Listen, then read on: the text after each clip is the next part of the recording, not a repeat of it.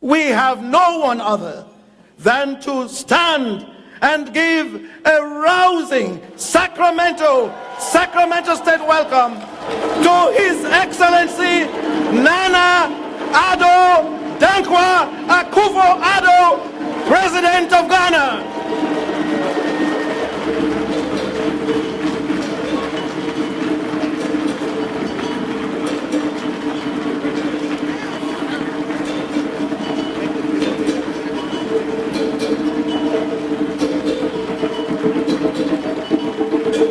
On behalf of the California Legislative Black Caucus, we would like to present this resolution to the President of Ghana,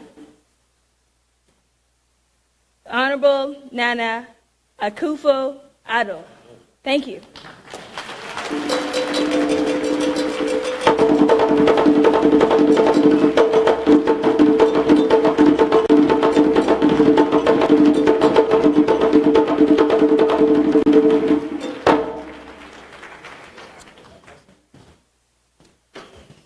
It's my pleasure to present you a special award of recognition for serving as our keynote speaker this evening. Thank you very much.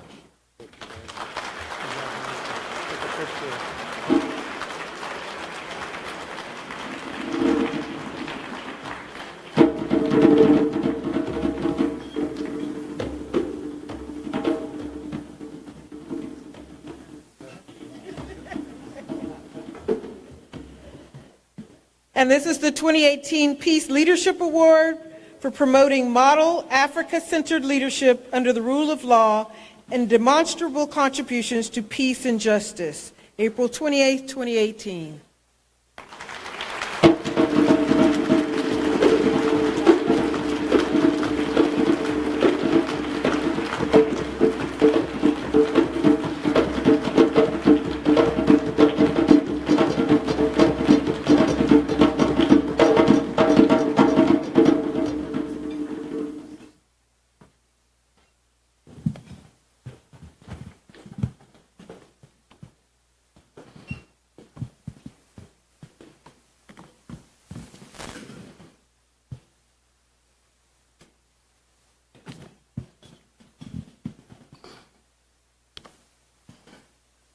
President of California State University at Sacramento, Mr. Robert Nelson and Mrs. Nelson, the Director for the Center for African Peace and Conflict Resolution, Dr. Ernest Uwaizi and Mrs. Uwaizi, Ghana's Ambassador to the United States of America, deans and members of the faculty and the center, fellow Africans, distinguished ladies and gentlemen, I'm privileged and deeply honored to be here with you this evening, receiving the Africa Peace Leadership Award, launching the Africa Peace Fellows Initiative, and having the opportunity to deliver this speech, which has allowed my modest self to tread in the footsteps of some of Africa's historic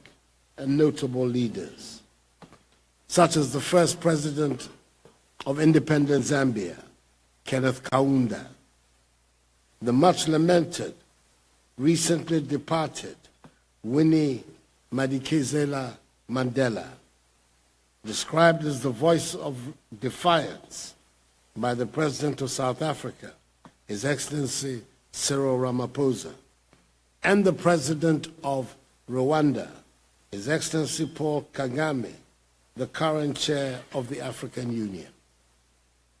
I applaud the excellent relationship between the Center for African Peace and Conflict Resolution at this university and Ghana's premier university, my alma mater, the University of Ghana, in the promotion inter alia of alternative dispute resolution in Ghana's judicial system.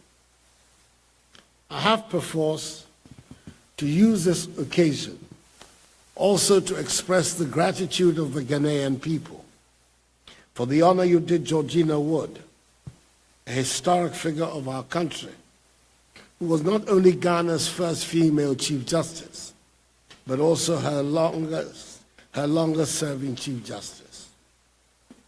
Ladies and gentlemen, there cannot be a greater incentive for a person in my position than to have to remember always that peace is one of the most critical ingredients that is needed in all our efforts to make Africa successful. Hence the relevance of my theme, building the next generation of African peace leaders. There are many things going for us on our continent. Some of the most dramatic natural scenes of this planet are on the African continent. We have grand rivers and breathtaking mountains. We have plants and animals that have no equal anywhere else in the world. We have every mineral that mankind lusts after and which is required to run a modern economy. Our continent is in possession of 30% of the Earth's remaining mineral resources. Some of the most talented people are from Africa. They are among the top of the class at leading schools and universities around the world. They are renowned professionals and academics. They are outstanding musicians and artists, and they are great sportsmen and women. But this most beautiful, most endowed, and most vibrant continent turns out to accommodate the poorest people on the planet. Somehow, we have not been able to translate all our abundant natural advantages into building successful states. There are, of course, and there have been a few success stories dotted across the continent. And many of us go through intermittent periods of doing relatively well. But as a group, our successes have not been widespread and consistent enough to give Africa the image of stability and prosperity. The first lesson we have to learn is that there might be 54 independent countries on the continent, but when there is unrest or a war in one or two of those countries, get the image of instability. Let me give you one painful example to illustrate this point. You will all remember the Ebola outbreak in February 2014. It affected essentially 3 countries in West Africa. Now, I do not in any way seek to downplay the seriousness of that sad event. It ravaged 3 countries, but the bitter toll it took went way beyond those 3 countries. All of us in that neighborhood felt the effects. Reduction in travel to the region, a general reluctance to deal with our countries, a rise in the difficulties faced by our citizens at the borders of countries where they went. And I dare say, even nationals from countries very far from these 3 countries felt the stigma once they were African. Ladies and gentlemen, the truth is that peace, freedom, and prosperity walk in tandem. I might add, the respect is often the unstated but constant companion of peace, freedom, and prosperity. And whenever these 3 go, respect always follows. When a country is peaceful, free, and prosperous, it is respected. If the African continent is to take its rightful place in the world, it has to shed its image of instability and overcome the wars that have plagued us for so long. Those who seek to play meaningful leadership roles in Africa will necessarily have to prioritize the establishment of a peaceful atmosphere on the continent. I do not talk here about the peace that we find in the cemetery, nor do I wish for us the security of the bonded slave market. The peoples of the African continent are vibrant, even loud people, and long may that continue. I am talking about taking advantage of the dynamism and the youthful exuberance of the people to build the orderly and prosperous societies that promote peace.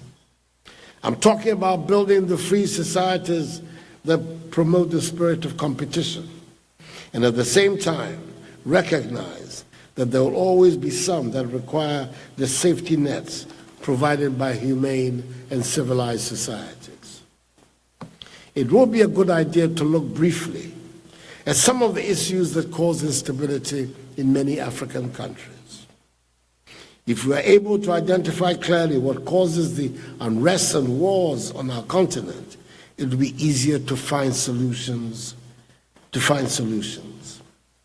For a continent where political independence was necessarily characterized by a language of struggle and war, it is a crying shame that many countries have had more violence and instability after independence and liberation than during the struggles and wars that brought independence.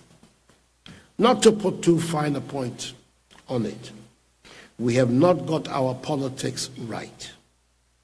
The fights between various political groupings after independence have often turned out to be more vicious than the fight to throw out the colonialists and imperialists. Sometimes these fights have not been political at all, but have been merely the continuation or resumption of ancient feuds clothed in modern political or pseudo-ideological garb. For us in Ghana, political instability described much of the early decades of our independence, and we became notorious for sampling every and any type of political experiment.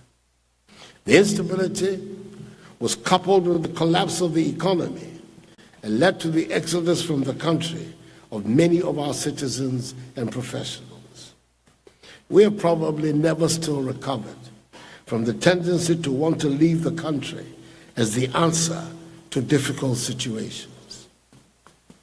I'm happy to state that for the past 25 years of our Fourth Republic, we have enjoyed political stability under a multi-party constitution and the longest period of stable constitutional governance in our hitherto tumultuous history. The separation of powers is now a real phenomenon in Ghanaian life, promoting accountable governance. The fight against corruption has gone beyond propaganda and is demanding of public officials higher levels of acceptable conduct. Efficient public services are now within reach. We have in this period experienced through the ballot box the transfer of power from one ruling political party to another on 3 occasions in conditions of peace and stability without threatening the foundations of the state. The Ghanaian people have manifested in this area their deep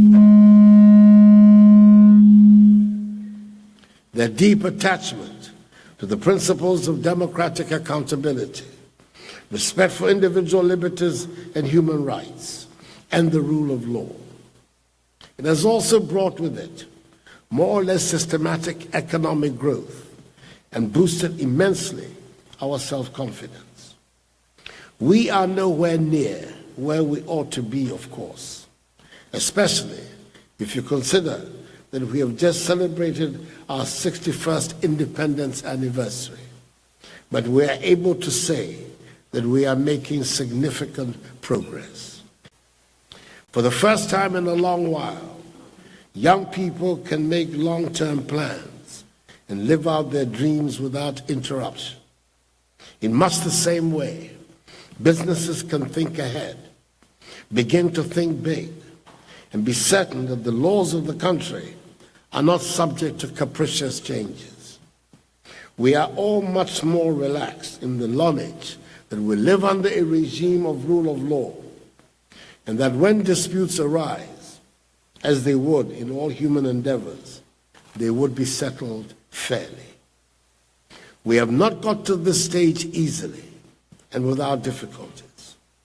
If I were pressed, I would mention in particular the electoral process as the greatest source of potential instability. The trigger for many wars and disputes around the continent can be traced to the dissatisfaction with the conduct of elections. We in Ghana have gone through our own traumas about elections. There have been boycotts, there's been anger, and there's even been a famous election petition before the courts. I cannot say we have a totally reliable electoral system yet, but it is improving every time and deserving of the growing confidence of the people. We look on with some anxiety at the goings-on in the United States of America when we hear about the integrity of her famed electoral process being questioned. It is enough to say we're watching these events keenly. We know that the electoral process remains for many African countries one of the weak links that pose security threats to our democracies and the stability of our governance. But there is nothing quite as potentially toxic on the African continent as the problem of job creation. If anybody is going to be a peace leader in Africa, that person better pay attention to the bubbling volcano that is the army of young unemployed. Some of the statistics are both frightening and full of promise. The World Bank tells us that in 40 African countries, over 50% of the population is under the age of 20. Indeed, the median age across the continent is stated to be 19 years and 5 months. That is a lot of young people who will all be needing jobs. That is also a lot of young energy that can be mobilized for the development of the continent. We are not going to make any progress in creating jobs and enhancing incomes if we continue trying to run our economies along the lines fashioned by the colonialists, which is to export raw commodities without adding value and importing manufactured goods from their industry. Ladies and gentlemen, in order to succeed in creating jobs, there is the critical problem of providing quality education for our young people. They have to be educated and equipped with the requisite skills to enable them to compete in today's world. Today, we live in a world where the child being educated in Kumasi in Ghana must see as his or her competitor the child born about the same time here in California in the United States. That is why my government is making sure that the Ghanaian child, through our free senior high school policy, gains access to a minimum of secondary school education. Already, the free senior high school policy, introduced for the first time by my government last September, has resulted in 90,000 more students gaining access to senior high school in 2017 than they did in 2016.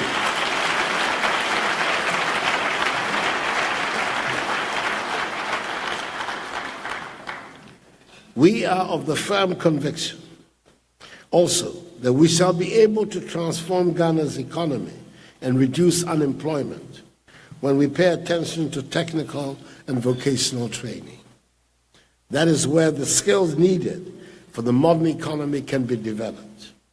Our strategy is to expand technical and vocational opportunities at both secondary and tertiary levels, and thereby strengthen the linkages between education, industry, and the world of work, as well as empower young people to deploy their skills to employ themselves and others. I said at the beginning of the speech that there was no shortage of young, talented Africans around the world. I suspect there must be quite a few here in Sacramento and in California and in the United States as a whole. There would be quite a number in Europe and Asia. And these days, I understand, quite a number in China. Many of you came to get an education. Some of you were born to parents who had come here to get an education and never went back home. I'm sure Africa is happy to provide the world with talent and help develop the parts of the world where Africans find themselves. But Africans should never forget that no matter how well you're doing in the diaspora, ultimately you'll be judged by the state of the continent as it is today. You might never have been there.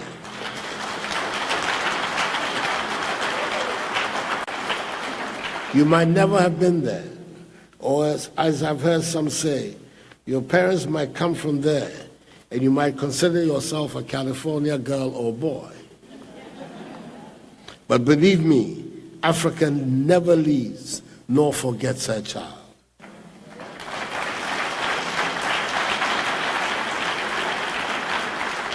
I take it that you retain a healthy interest in the continent, for why else would you be a part of a Center for African Peace and Conflict Resolution event here in Sacramento?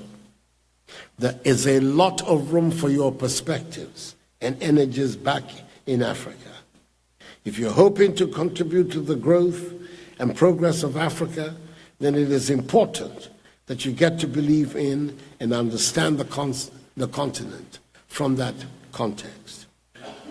The impact of a successful Africa on the image and standing of Africans in the diaspora applies with equal force to the image and standing of her sons and daughters who go by the name African Americans, and indeed to all her children in the Americas and the Caribbean. It was not an accident that the rapid growth of the independence movement on the continent in the 1950s and 60s coincided with the upsurge of the civil rights movement here in America.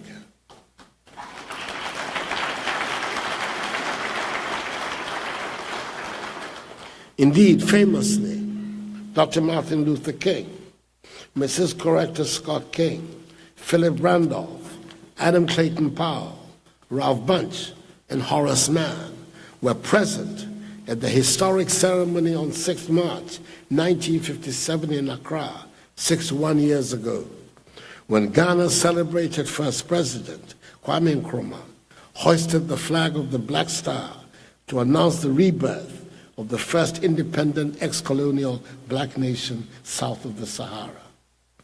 The ties between us are there for all to see.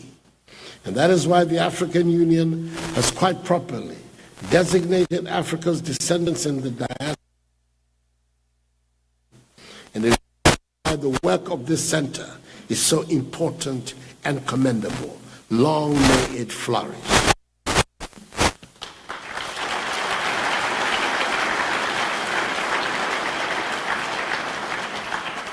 Ladies and gentlemen, I'm sure you know, because it is no secret, that I'm insistent on the African capacity to be self-reliant.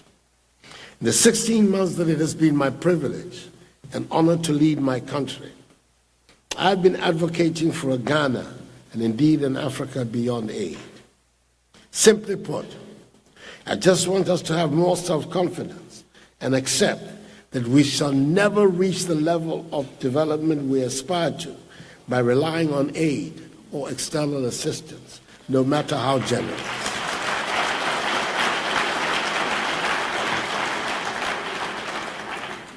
It is a mindset that I wish us to discard, a mindset of dependency and living on handouts. It is unhealthy, both for the giver and for the recipient.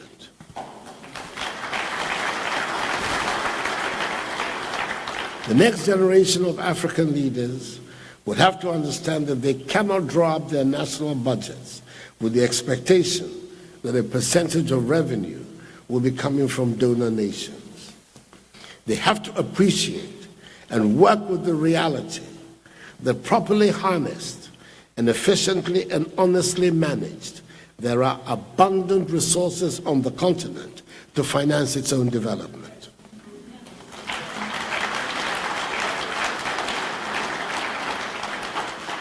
We have been told by the highly respected former president of South Africa, Thabo Mbeki, that Africa is losing annually more than 50 billion United States dollars through illicit financial outflows.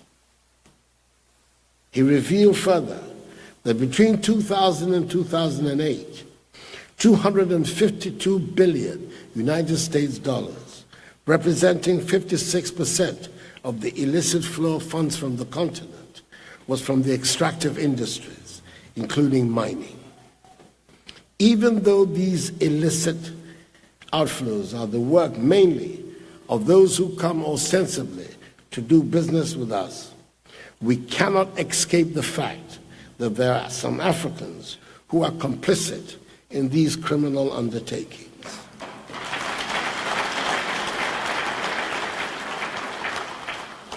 Imagine the implications of us ensuring that even 50% of these amounts remain on the continent.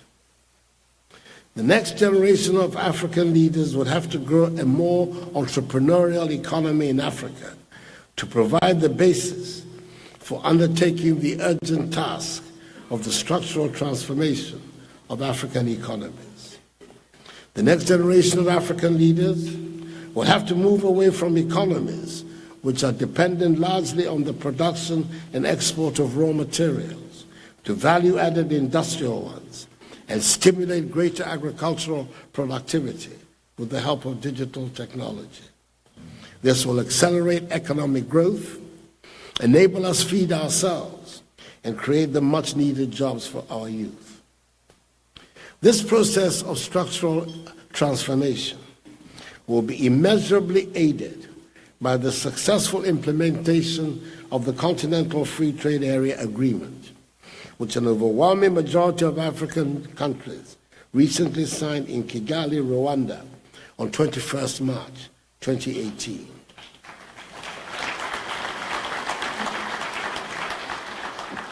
"22 countries need to ratify it to bring it into effect.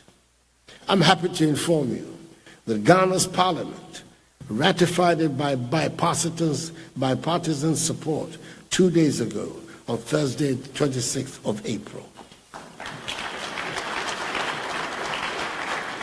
The success of the free trade area would mean that the era of low volumes of intercontinental trade that have defined the activities of the African economies will come to an end.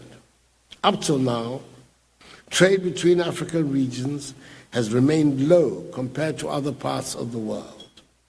In 2000, intra-regional trade accounted for 10% of Africa's total trade and increased marginally to 11% in 2015. Trading amongst members of the European Union, for example, amounted to 70% in 2015. An increase in intra-regional trade in Africa is the surest way to develop fruitful relations between our respective countries. It will mean a rapid increase in exchanges of our agricultural, financial, industrial, scientific, and technological products, which would enhance dramatically our attainment of prosperity and the prospects of employment for the broad masses of Africans, particularly our youth. Our economies would then be shaped not by the production and export of raw materials, but by the things we make. There are new problems that demand urgent and imaginative solutions. The beautiful lands and rivers I spoke about are under threat. We are degrading our environment at an alarming rate. Once beautiful and thick forests have been denuded of their cover. Once majestic and awe-inspiring water bodies have been polluted, and many of the animals no longer have safe habitats. These are man-made problems and should be solved by man. The next generation of African peace leaders will have to understand that the degradation of the environment poses a threat to our very existence.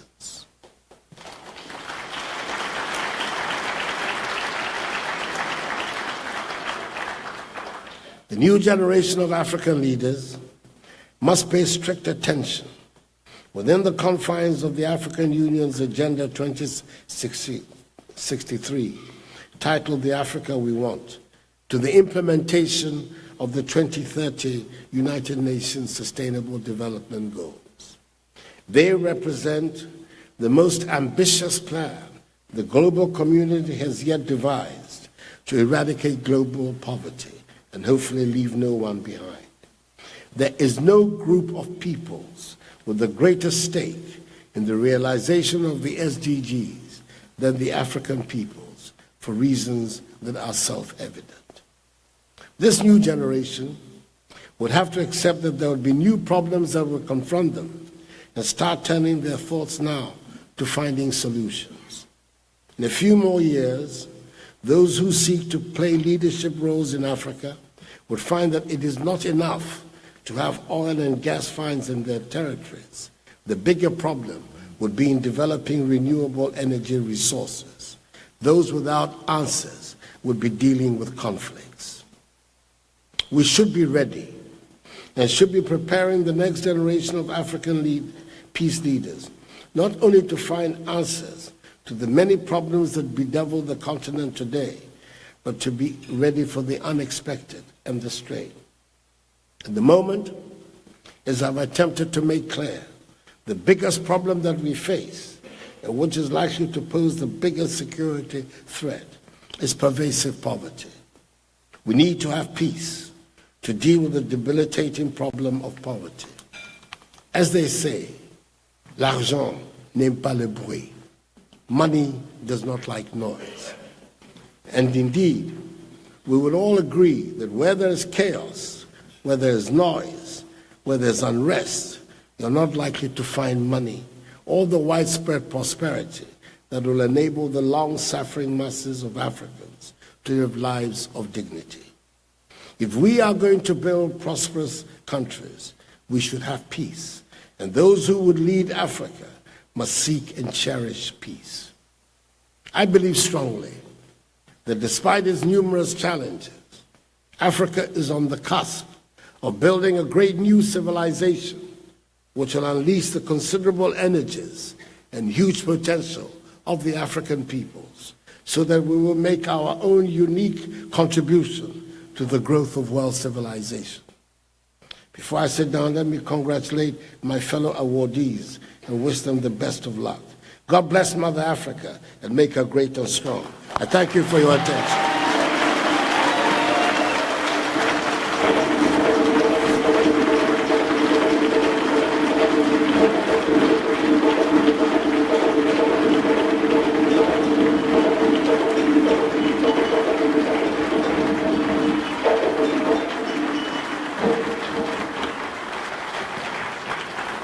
Thank you very much, His Excellency Nana Addo Dankwa Akufo-Addo, President of the Republic of Ghana. It is now my... is the President at his seat? Yes, please be seated. Okay. We are soon wrapping up the formal part of this program. We're going to get a vote of thanks and acknowledgement. And as it is the tradition of this conference, we will have a group of individuals who will come up to take photographs on stage with President Nana Akufo-Addo. And then, Mr. President, I don't know if anyone told you this, but we never let our keynote speaker go without opening the dance floor.